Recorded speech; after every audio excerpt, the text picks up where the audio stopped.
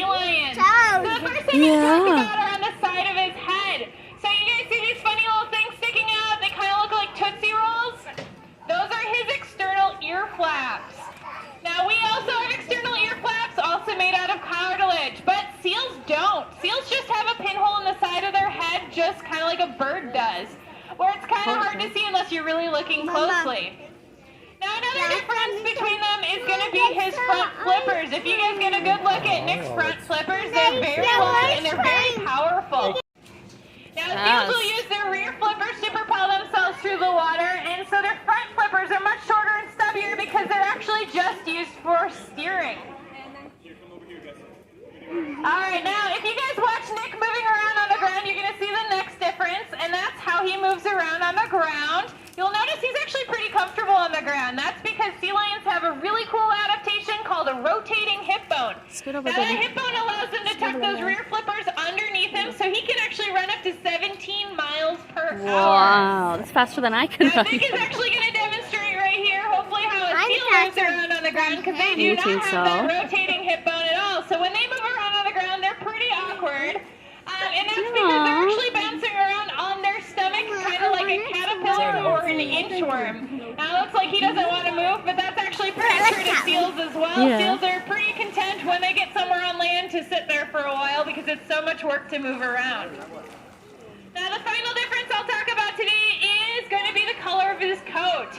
If you guys look at Nick, he's pretty much one solid color over his entire body. He doesn't have any spots or stripes on him.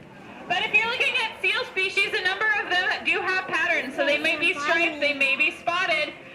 Most of the more common seals that live in North America are going to be spotted. So that's a pretty easy way to tell them from a distance. How do we get over there?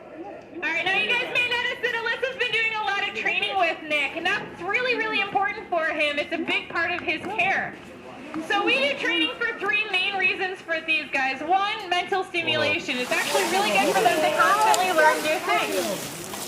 And Nick's actually demonstrating another one, exercise. So we can make sure they're doing both low and high energy behaviors to make sure he gets plenty of exercise by moving those flippers at top speeds, which is really good.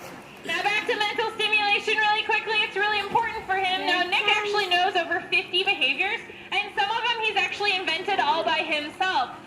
So some of the vocals you'll hear him do are things that he's made up, and we said that's really cool, and we just started feeding him for it so that he would start offering it when we asked, which is pretty cool.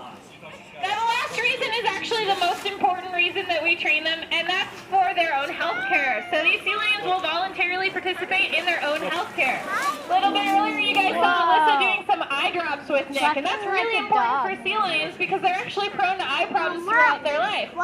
So we start them off with just a simple saline drop, no big deal, just like if anything you might be putting in your own eyes. But if he does have any issues with his eyes, our vets can be very proactive and ask us to switch out with a medicated drop, no problem. So we can avoid a lot of major issues by taking care of it very early on. I want one. Now we can also do things like ultrasounds. We can do things like draw their blood to check on their health. We can even give them vaccinations voluntarily as well.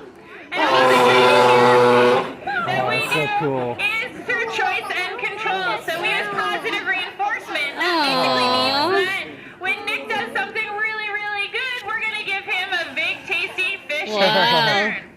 Now you guys may be thinking, man, he's eaten a lot of fish here today. And you would be right, but you're actually just seeing a small portion of his diet. Nick can actually eat anywhere between 20 and 40 pounds of fish every single day all by himself. Right now he's eating about 15,000 calories every single day. So he goes through a lot of fish. Whoa. Missed it. Well, guys, I hope you had so much time meeting Nick here today, and I hope you guys enjoy the rest of your day here at Denver Zoo. Goodbye, everybody. Thank you.